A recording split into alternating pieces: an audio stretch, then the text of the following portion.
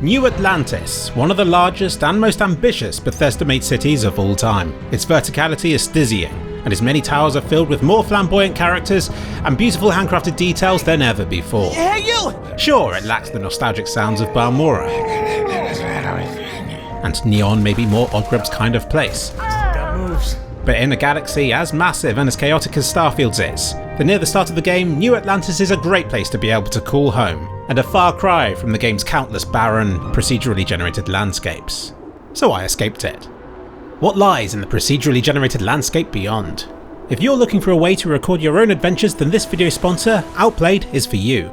Outplayed is a free to download video capturing app that can be used to record, edit, and to share your favourite clips. You can use it to manually record screen footage, using handy shortcuts to bookmark highlights to easily find the exciting moments again later. Or you can get it to automate everything for you, starting a recording when the game loads up, and even having it automatically record highlights of your gameplay in many popular competitive games. Don't be shy, put your character's travels on full display, just like Odgrub's doing here. Link to Outplayed is in this video's description. So, Odgrub has hauled his ass to freedom. Don't let him know, but he didn't have to do that swim. He could have simply dashed on over this wall here, and down onto the cliffs beyond. Or over this barrier here, and up to the cliffs behind the city. Or this. So yeah, this game doesn't exactly try very hard to stop you from leaving, and soon you'll find yourself exploring the hills and forests beyond, and without a loading screen in sight. What's the big deal, I hear you cry? Well, because Odgrub has been unable to do this for literally decades. Back in Skyrim, Odgrub was never able to leave a city over its walls, and believe me, he tried. Sure, he could exit the cities via the main gates like an ordinary pleb would, which launches you into a loading screen before plopping you out into the wilderness beyond. Not very immersive, I think you'll agree. But there was no other way. Because although it looks like you can see the world beyond from within the city, it's all a lie. It's but a low quality and very broken version of Skyrim, blocked off using invisible barriers around the tops of all the walls. Even if you were somehow able to break free, the world would quickly bug out, dropping to ultra low quality graphics and with entire areas going invisible. Then it starts snowing for some reason. Back before that, in Oblivion, it was exactly the same thing again, almost as though all these games used the same engine or something. Now, I know the real reason is because gaming consoles at the time sucked, and the only way they could cram cities into their feeble RAM and graphics processing capabilities was by keeping the cities separate from the outside world. However, go back further still to the Elder Scrolls 3 Morrowind, back before they were so obsessed with day one console support, and you could escape from the towns and cities, out into the world beyond. Those were the days. Shame it's not those days anymore.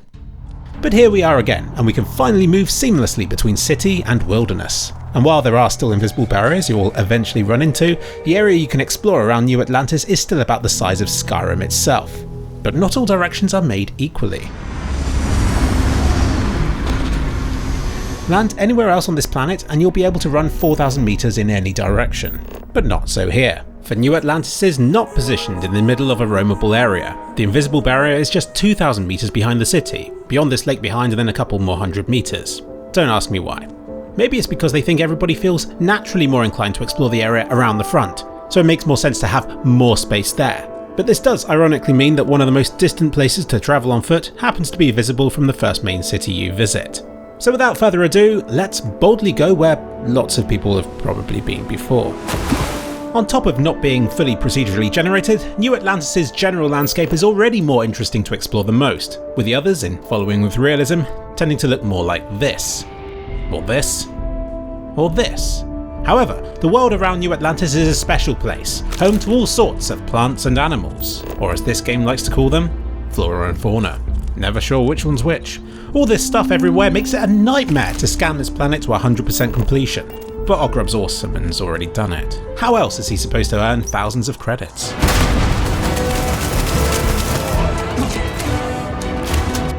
Now we're getting somewhere. Okay, so there are other, quicker, much more fun ways to make money in this game, but Odgrub's committed to this expedition now. So these alien creatures on Starfield's planet, they can seem daunting at first, but most are harmless enough if you keep on moving. I suppose some people may get a thrill from discovering and from learning about all these different species, but it quickly became just a resource gathering exercise for Odgrub. These plant-faced stick insect creatures are rather unpleasant though, and whenever Odgrub turned around he tended to find a few of them following in his wake, or battling Adam Jensen a few hundred yards back. Sometimes he'd arrive too late to the party and bodies would already be strewn all over the place, telling a story of how the aliens on this planet interact with one another. This sort of encounter has been seen in previous Bethesda games already, but it feels more commonplace in Starfield and helps sell the illusion that Odgrub isn't just the only one in this universe making a difference. He especially related with these cliff racers who apparently spend their time just casually murdering whole herds of creatures for no particular reason. You'd never have noticed, but certain details in this world, like this ship that's stuck halfway through a tree, has not been hand-placed by a human being. No. This placement has been chosen by something called procedural generation, which I won't discuss here because I'm hoping to squeeze a whole extra video out of that topic at some point. But what I do hope to discover in this video is where this randomness begins, because obviously the city itself is the same for everybody, because it would be very confusing if it was different every time you loaded it up, wouldn't it? But even within the city, some aspects of it are different every time, like the characters you see roaming the streets. And it's thanks to the power of random generation that the chances of you finding anybody wearing matching clothing is virtually zero.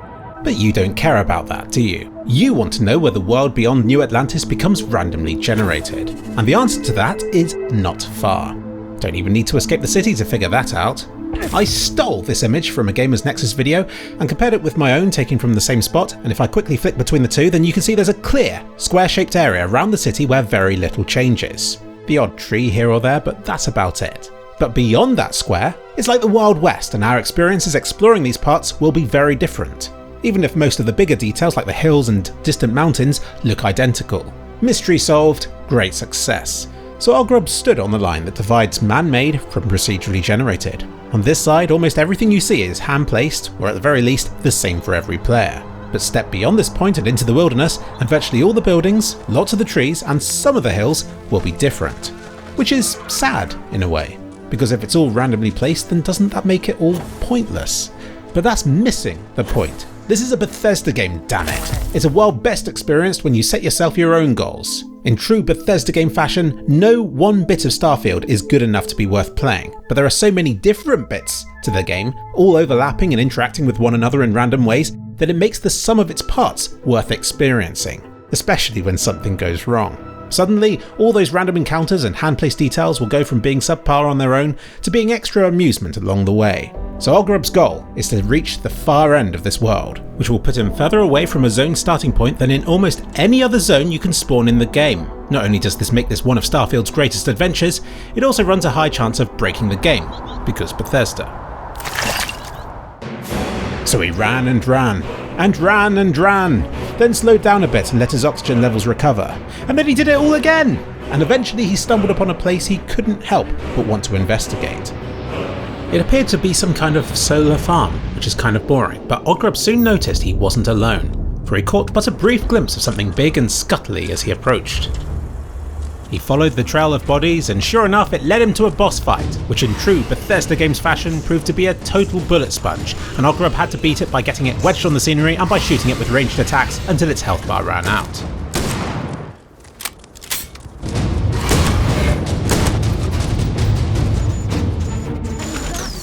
For all this he was rewarded a mediocre amount of EXP and common item drops. Looking back, by now the city of New Atlantis was but a shiny dot on the horizon, and Odgrub felt like he was well on his way into the unknown as he plodded on over to a random pirate ship, waddled aboard and killed the crew, rewarding him with a new ship. Why doesn't this kind of stuff ever happen on my proper playthroughs? For a brief moment he felt like he was in the movie WALL-E, but he couldn't rest, for a greater adventure awaited. So he ran and ran. Distant mountains were soon traversed, revealing yet more on the horizon. He tried for a while to knock his companion off the side of this mountain here, but failed. But it was at the top of this ridge that Odgrub felt he had reached a turning point, believing himself to be about 4,000 meters from his starting position, which is about as far away from home as he's ever been. But there was no way to prove he's this far away, as the game would no longer show distances to things. He took this as a sign he had reached the point, as this being a Bethesda game it could well be a bug, but it could also be my relative inexperience with this game, so I'll give it a pass. So Odgrub carried on. And just like Sam in Lord of the Rings when he finally went further away from home than he had ever been before, Odgrub's adventure soon became super dark and sinister as well. For at the foot of this mountain, Odgrub discovered the world's smallest and most gentle black hole, where not even light itself could escape. Being a Bethesda game, this could well be a bug, but it could also be my relative inexperience in this game, so I'll give it a pass. He next stumbled upon a rocky place covered in what looked like bird poop, which is essentially one of this planet's natural wonders of the world, which some planets require you scan in order to 100% complete them. Eventually, a few mountains on, evening was approaching and Odgrub decided that here would be the perfect place for a sunset time-lapse. I cannot stress how important this is to me. For 20 years I've marvelled at Bethesda game sunsets and at how they've changed since Morrowind. And for Starfield, they claim that our next-generation lighting model uses real-time global illumination to light the world based on the type of star and makeup of the planet's atmosphere. So here it is. This is how Starfield's sunsets compare with those from the Elder Scrolls. But it crashed. My Starfield sunset was left incomplete. But loading it up again, something strange happened, and a bunch of distant rocks began floating in the air. But it does look kind of cool and alien planet-like, so I'll give it a pass, and will incorporate this into my next sunset attempt. This time the game did not crash, and I got this wonderful sunset montage. This right here was one of those special moments in gaming for me, on the edge of the unknown, looking at something undeniably beautiful, if a bit broken. And looking back at the distant main city, we can now see another, even more distant and even mainer city floating off to the right. I don't even know how you mess up enough to generate an entire city by mistake. But it is beautiful, and only adds further to the mystery for me. But it was beginning to get to me that the distances in this game are broken, and I really wanted to know how far from the city I had travelled. So I started heading back towards the city in the hope that the distances would appear again. This didn't work out, so I loaded an earlier save and ran the distance again. If you wonder why it takes so long for me to make Starfield videos, this is the reason. You're welcome. But I did it, confirming once and for all that I had ventured into the adventure territory, where anything is indeed possible. And finally I was stopped from going any further, almost 6,000 metres from a spot in the city. I am further away from anywhere than ever before. This deserves a save. I'm sure this won't break the game in some way. Loading the save up, all the props remained in their rightful places, but the ground itself had plummeted down thousands of metres off the side of the world. This could also be a bug, and this could be seen even on the map overview screen. Bethesda, please fix. Fortunately, as I headed back towards civilization, the ground reappeared and the situation appeared to have remedied itself. Little did Odgrub know. And that's how you escape off the edge of the world in Starfield.